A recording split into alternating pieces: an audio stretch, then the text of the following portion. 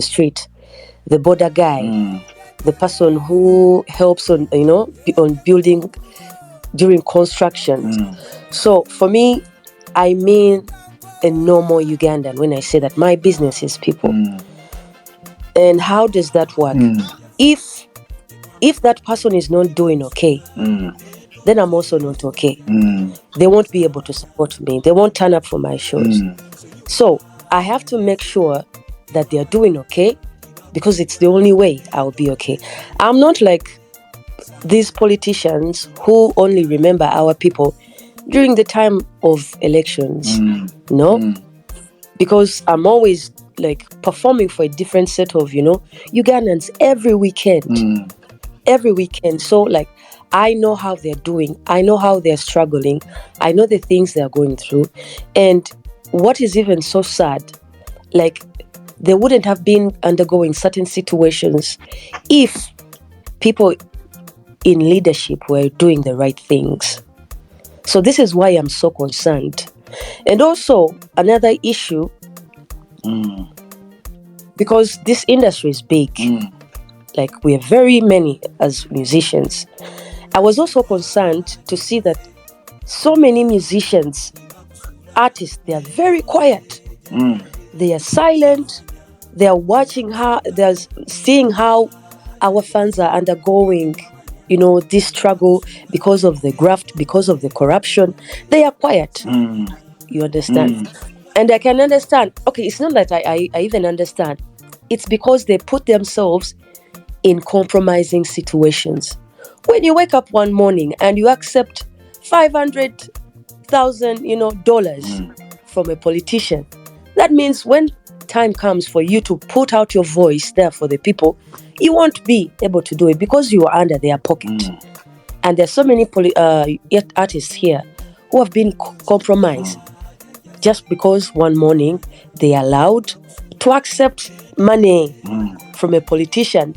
And you know how politicians are. They just turn on you. The moment they see that you're not that important, you don't have that relevance, they will throw you away. They will throw you under the bus. So that is why I was like, you know what, as Azawi, because even before I became an artist, like I had concerns. Zemvudemu ghetto. I don't know if it's okay to speak my language. Please, go ahead. Yeah. Use whatever language you're comfortable with. Yeah. Nzenkulidemu ghetto. Osegera nze mbadde ndaba embeera gye tuyitamu, bazadde bange gye bayitamu, bakola, but right now tasobola na kufuna pension we, babasalayo. But they served this country and they did everything, to make sure that in their retirement they can be able to sustain their lives. But they can't, because sente ezo waliwo yakola ki eyazirya. I have lost my father due to poor health care. I have lost my sister just after giving birth because of poor health care. And then you wake up one morning and you see someone bamuwadde million 5. Ngolaba omuyimbi bamuwadde billion 5 eza Uganda azikozesa eki. And this is really sad because these are artists that have been here for some time. They have established themselves. They are doing okay. But then someone in our government wakes up one morning nagamba but abayimbi katubaweeyo billion 5 beyagale azikozesa eki. Bafani tebamuwagira. I'm angry to the point that I can even punch a wall. Please don't, please. And this anger has been accumulating for the last, I don't know how many years. And it's quite sad that when we air out our voice as youth, nobody listens to us. The people who are in parliament, they know the issues that we are going through.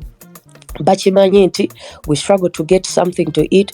We struggle to go to school to be able to pay for our fees. We struggle to find employment. Kati nze Mr. Kapshenga kankubulire. I graduated Makerere. I did a Bachelor's of Commerce and I graduated. Ninga simanyi chiddako. Nga simanyi where the job going to come from. It's not like I have some capital somewhere to start up a business. I had nothing. If it was not for this talent, that is why I'm like, for the fact that Ugandans have supported me ever since my career started, this is where the point I come through for them. Abannayuganda bawagidde abayimbi abanene abato naye abayimbi basirise balya ssente z'abasajja. Now they cannot say anything. They are compromised. Now, when the time comes for them to hold their concert, they want people to turn up for them. Bagala bajje mutuwagire ne beewuuba ne bagenda simanye eyo mu downtown lino omulaba ngaali eyo mu katale simanye nakasero simanya owino asaba buki bantu bajje bagule tickets ze bamulabe n'essaawa zino eno omuyimbi asirise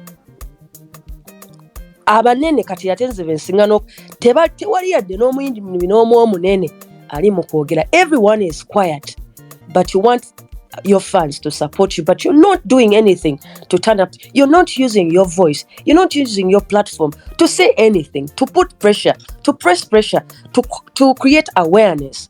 Kubanga kati ekisinga n'okwasa ennaku tiruno olutalo oyinza okwesanga luli wano ku Twitter okay? It's only happening on X.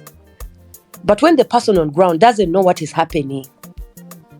So as an artist, this is where you come out and say, something is really happening in our, in our parliament, or even in so many other institutions of this, of this country. We need to stand up and and say no to this and say stop to corruption. So kati nze kyekisinga okunkwasa ennaku nti abayimbi lwaki musirise? Wow. Eddie lwaki osirise? Bebe lwaki osirise? Chameleon lwaki osirise? Abayimbi bonna abato lwaki musirise? Gravity lwaki osirise? Misachi lwaki osirise? Lutaya lwaki osirise? Ompulira? Wow. Vinka lwaki osirise? Nwaji lwaki osirise? Ngolaba abantu baffe bayita mu mbeera eno bweti. Kikujjako ki? Mukama atuwadde omukisa in this country nti tusobodde naffe okubeerawo.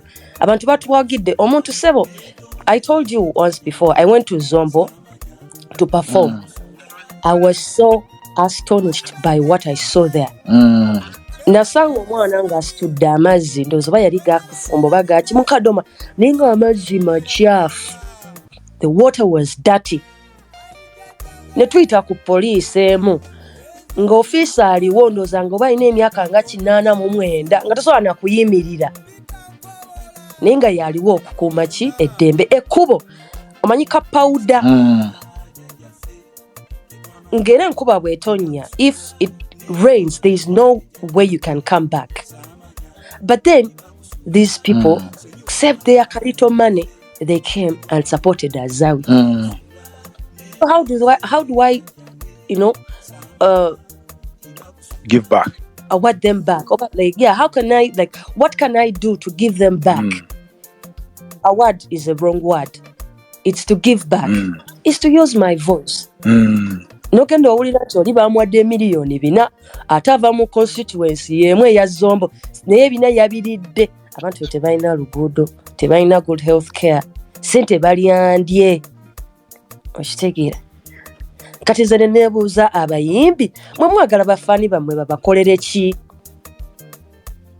What do you want the fans to do when you're not standing with them? You're not standing with the people. Nze bwe njogera bagamba akakazi keeyogezaako tamanyi akayingira industry ayina omuliro blah blah blah. I've always been like this. People who know me bamanyi nti I'm a very very very very patriotic person. Bino sibyete this is me. Bwe ndaba ekintu nga tekikyamu kigenda maaso, I will speak up. And besides of being just an artist, nange nina business zange ezemba mpambana nene bigaano tambula just because waliwo buno obusonga zino ensonga ya corruption. Kitege Of course, at one point, I saw our president saying the fight against corruption is an easy one. I'm afraid he should start taking it a serious one, because it has been dragging our country behind. It has been affecting our country affecting our country for the last, 38 or even more years. So there has to be some ruthlessness when we are handling this situation.